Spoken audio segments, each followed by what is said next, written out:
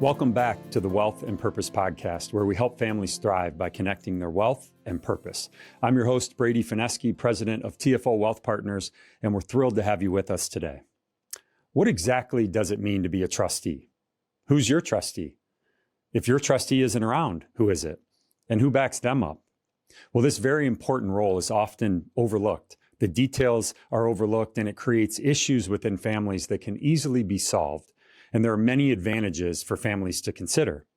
Today, I'm joined by Donald Scott, a seasoned professional in trust and estate planning and the director of the TFO Trust Company. Before joining TFO, Donald spent years as a partner at Hush Blackwell, where he advised high net worth families and closely held businesses on complex legal and fiduciary matters.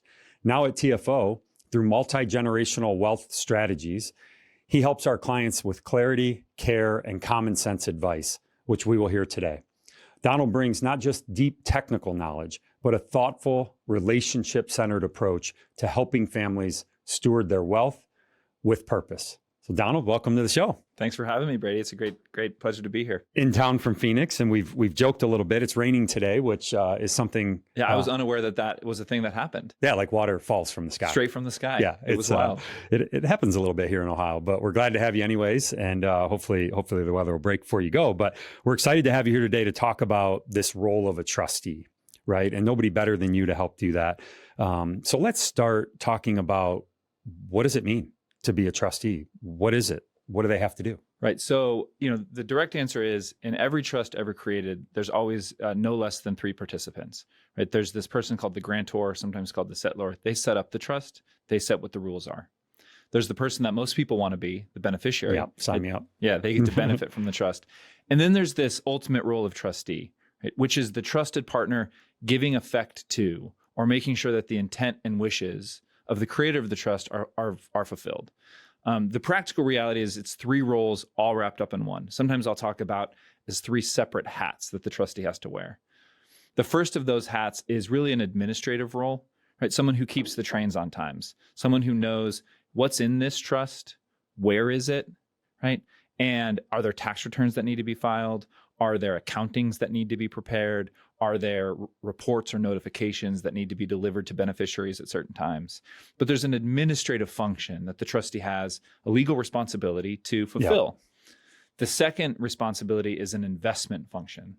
So a trust is just a vessel that owns things. Mm-hmm. Someone needs to decide what it should own: stocks, cash, bonds, real estate, operating entities, private equity. Yep. What is it that this trust will own, and how should it change over time as the needs of beneficiaries change?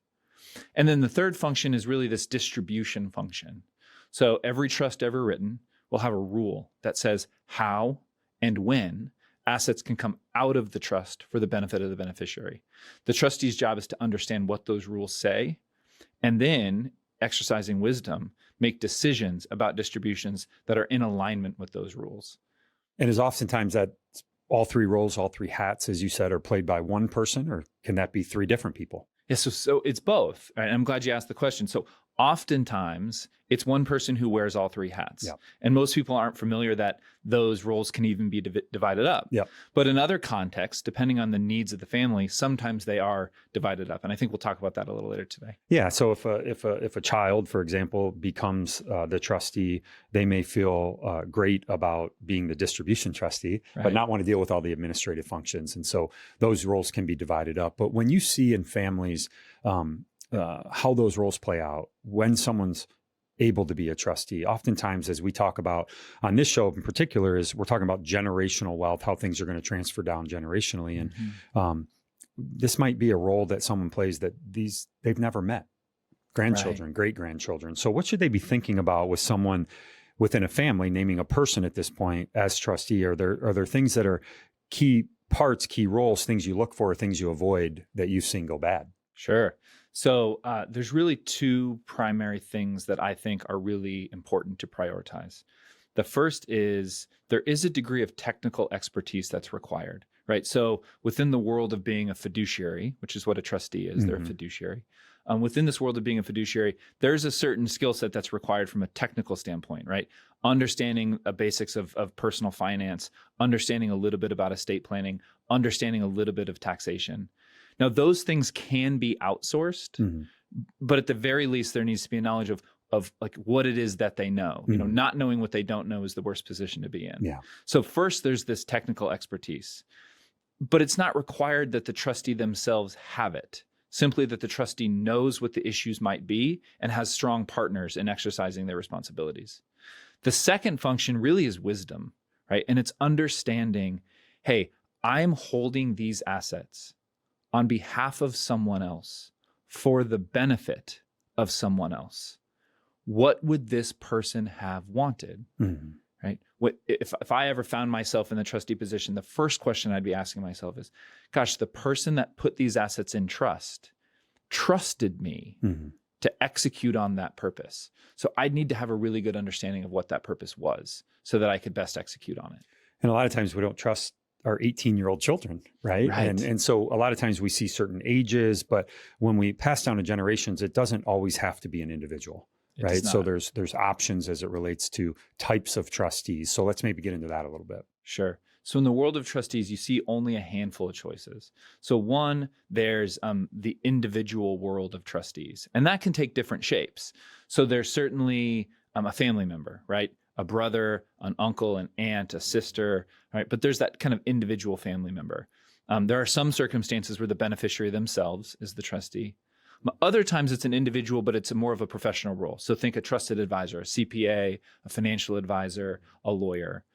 But all of those roles have the same thing in common, which is they're individuals. They're oftentimes contemporaries with the person that set up the trust, meaning as the grantor of the trust gets older and older and older, the trustees also getting older and older. Yeah.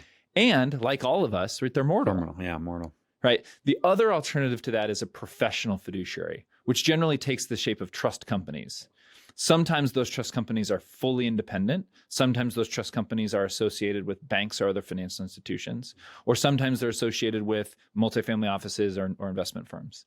Yeah. And so as we know, as TFO Trust Company is chartered in South Dakota, there's a lot of great states that have amazing laws for trust companies to form, and the trustees and the beneficiaries get to take advantage of those laws. Delaware, Nevada, right. But South Dakota is one in particular. So maybe walk through the advantage of a South Dakota trust company over some of these other states. Sure. So when TFO Trust Company was formed in 2018, first and foremost, it was in response to the needs of our clients. Yep. So, we had clients who take our advice.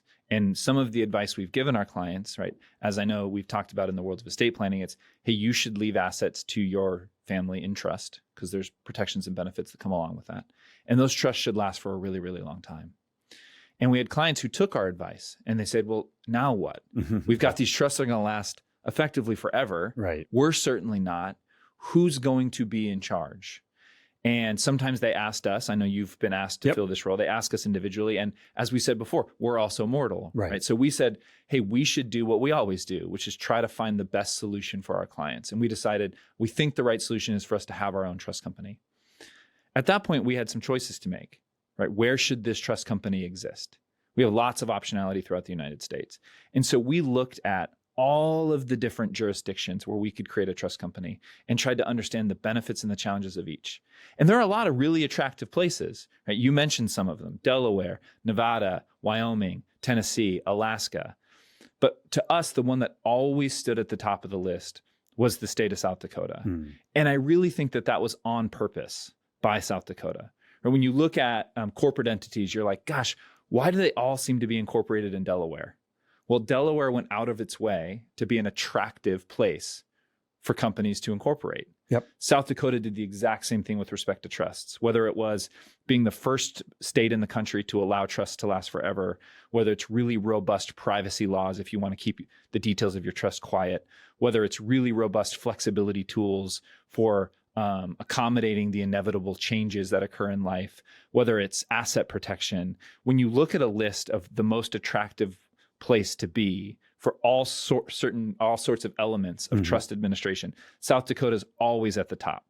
And so we said, well, gosh, if we want to provide the best service for our clients, we ought to partner with the best state. And it's been a fantastic partnership. Well, that's awesome. And what happens if you don't name a trust company? What happens at the end? You have yourselves, your spouse as trustee, you have your kids as trustee, And then if a named person stops and there's not a trust company, what physically happens? Right. So there has to be a solution. Every trust ever created has to have a trustee, right?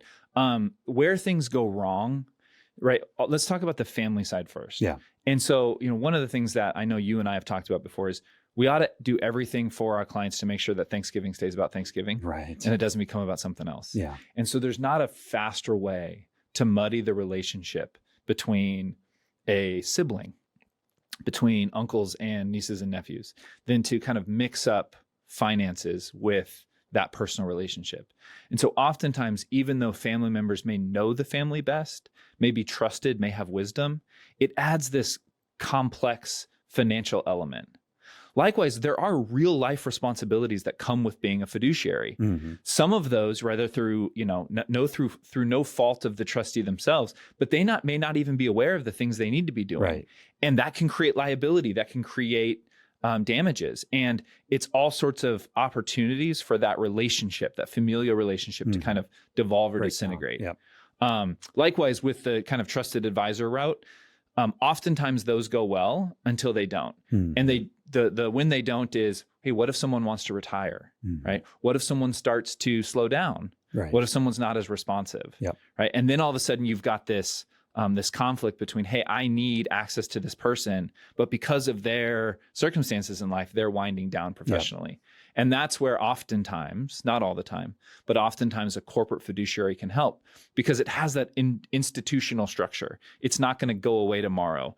And then that can be a bank, that can be a financial institution they're familiar with, or a corporate trust company. But if someone isn't named and it goes through court, then the court appoints one? Sometimes. It depends on the state that you're in. Okay. Each state will have different rules as to how kind of a vacancy in trusteeship is filled. I guess that's where I was going. Yeah. And I can tell you, no matter what state you're in, it's something you want to avoid. Yeah. And so it's really important, as we're thinking this through, we ought to make decisions for today and make the best decisions today. And then we ought to make decisions for the future. And you had said earlier, right, who's your trustee today? Yep. But then who comes next and who comes next? And you also talked about, or asked me about, hey, sometimes that trustee role is bifurcated or trifurcated. Mm-hmm. And so we'll see that sometimes, right, where we'll have an individual today and maybe have a trust company like TFO serve as just this administrative trustee. Yep. So TFO's filling that role of keeping the books and records, keeping the trains on time. And then as the people who the grantor knows and trusts either age out or pass away, then the trust company can pick up those other functions. Yep. And so what ultimately happens is we're in a position where the trust company has had the ability to know that family over time, to understand that purpose really well over time, and ultimately at the end is in a really strong position to fulfill the needs of the creator of the trust. And a lot of times we hear with clients, well, what do I care? I'm not going to be around anymore. But the reality is the work that goes into setting up these trusts, the advantages of keeping it in trust versus flushing it out, is the reason we need this successor trustee in place, so that the assets stay in trust and all the hard work and what they've developed and the taxes they've avoided continues, right? So, I mean, that's really the advantage of what we're talking about here versus just saying, be done with it and flush it out because I don't know these people. Right. I don't know who it should be.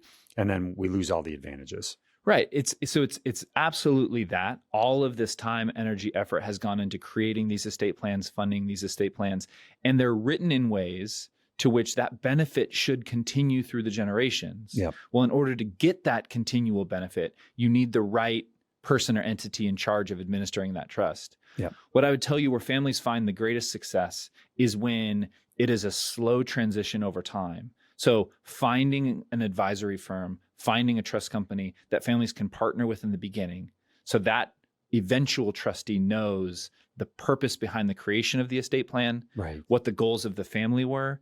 And then as we transition over time, that trustee's role gets bigger and bigger, but it's not coming from a place of, okay, who's this family? Right. I didn't know them. I was just a name in a document. Mm-hmm. It was more of a collaborative relationship that evolved as the advisory relationship evolved. Makes sense. So if someone's listening today and they are thrust into this role as trustee, maybe feeling a little bit overwhelmed with, oh, I didn't know there were three hats. There was one, right? Yeah. But if they're thrust into this role as trustee today, what advice would you give them if they're feeling overwhelmed? What would be just kind of your words of wisdom as we wrap this up? Sure. So first, take a deep breath. Yeah. Right. It's going to be okay. Second is find yourself a trusted partner. Again, you don't need to know the answers to everything, but you need to know that there are questions that ought to be asked, and those questions ought to be answered. So if I was sitting with someone who said, hey, I got appointed as trustee of this trust, never seen the trust before, right? I'd want to do simple things like, hey, we ought to have a really clear understanding of what the rules of this trust are. How and when can money come out? What's in the trust? How is it invested today? Who are the beneficiaries? What are their needs? Is the trust invested in a way today that's most appropriate for the needs of that beneficiary? The trustee doesn't have to know the answers to all those questions, but the trustee has to work with trusted partners who can help inform them as they make those decisions. And then I'd also want to let that trustee know, hey, you're not alone. There are organizations and there are advisors out there in the world who can help you navigate this, because it's real. It's a real responsibility. Yeah, perfect. Well, thank you so much. If you're interested in learning more about the role of trustee or about South Dakota and a trust company, we'll post some of those show notes on our comment section of our YouTube channel. Visit us at youtube.com/@TFO Wealth. Donald, thanks for your expertise. Great education, as always, for our listeners. And listeners, you can follow us on Apple, Spotify. We'd love to have you follow the show, and we'll see you again soon on the Wealth and Purpose podcast. Thank you. Thanks for joining us on the Wealth and Purpose podcast. If today's conversation further helped you connect your wealth and purpose, please follow our show on your favorite podcasting platform. More importantly, help us help more families by sharing today's episode with someone you know.